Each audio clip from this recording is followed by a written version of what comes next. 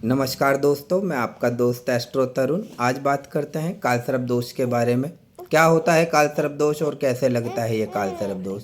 जब भी जन्म कुंडली में राहु और केतु के अंदर सारे घिरे आ जाते हैं तो वो कालसर्प दोष कहलाता है।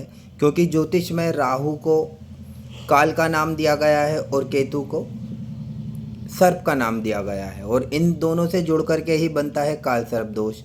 जब भी राहु फर्स्ट हाउस में होगा तो केतु उसके अपोजिट होगा, जैसे कि सेवन्थ हाउस में, और राहु सेकंड हाउस में है तो केतु होगा एट हाउस में।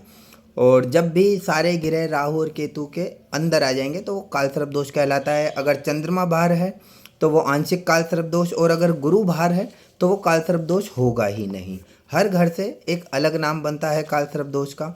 अगर राहु पहले घर में है तो वो अनंत कालसर्प दोष कहलाएगा, दूसरे घर का राहु कुलिक, तीसरे घर का वासुकी कालसर्प दोष, चौथे घर का शंखपाल, पांचवें घर का पदम, छठे घर का महापदम, सातवें घर का तक्षक, आठवें घर का कारकोटक, नौवें घर का शंखनाद, दसवें घर का घातक, ग्यारहवें घर का विषाक्त और आठवें घर का शेषनाग। ये होते हैं 12 कालसर्प दोष के 12 नाम। वैसे तो इसके बहुत सारे पूजा पाठ होते हैं, लेकिन इसका जो सबसे आसान और सरल होता है वो है कि जब भी सावन का महीना आता है उसमें महादेव का जो रुद्र अभिषेक होता है, अगर वो करा जाए तो उससे कालसर्प दोष शांत हो जाता है।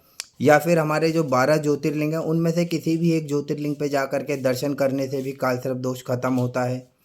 और प्रयागराज, जो कि पहले इलाहाबाद था अब प्रयागराज हो गया है, उस वहाँ पर एक वासुकी नाग का मंदिर है, वहाँ पे जाके दर्शन मात्र से ही कालसर्प दोष की शांति हो जाती है। और अगर इंसान की आयु 42 साल हो चुकी है और उसकी कुंडली में कालसर्प दोष है तो उसे कोई भी उपाय, कोई भी पूजा पाठ करने की ज़रूरत ही नहीं, क्योंकि कोई भी कालसर्प दोष हो तो वो 42 साल तक ही मान्य रहता है और वो 42 साल तक ही परेशान करता है। उसके बाद वो कालसर्प दोष हमेशा के लिए शांत हो जाता है। और वैसे तो बहुत सारी पूजाएं पाठ होती हैं इसकी, लेकिन ज़्यादा पूजा पाठ नहीं करनी चाहिए। और दूसरी बात, कालसर्प दोष ज़रूरी नहीं है कि ख़राब ही हो, कुछ अच्छे भी होते हैं कुछ बुरे भी होते हैं। जब भी हमें सपने में ज़्यादा अधिक सांप दिखते हैं तो वो कालसर्प दोष में कहलाता है। या किसी इंसान को कोई भी निर्णय लेने में दिक्कत होती है तो वो कालसर्प दोष के लक्षण हैं। या फिर उसे सेहत जल्दी जल्दी ख़राब होती है, वो भी कालसर्प दोष के लक्षण होते हैं। कई सारे लक्षण हैं, लेकिन किसी भी प्रॉब्लम का, हर प्रॉब्लम का एक सलूशन होता है, तो ज़रूरी नहीं है और डरना, उस प्रॉब्लम से डरा जाए। पर और ये भी ज़रूरी नहीं है कि हर प्रॉब्लम का एक ही सलूशन हो। और पूजा पाठ अगर आप नहीं करवा सकते तो सिर्फ दर्शन करने मात्र से भी कालसर्प दोष की शांति हो सकती है। मैं ऐसे ही वीडियो के लिए जुड़े रहें, तब तक के लिए नमस्कार।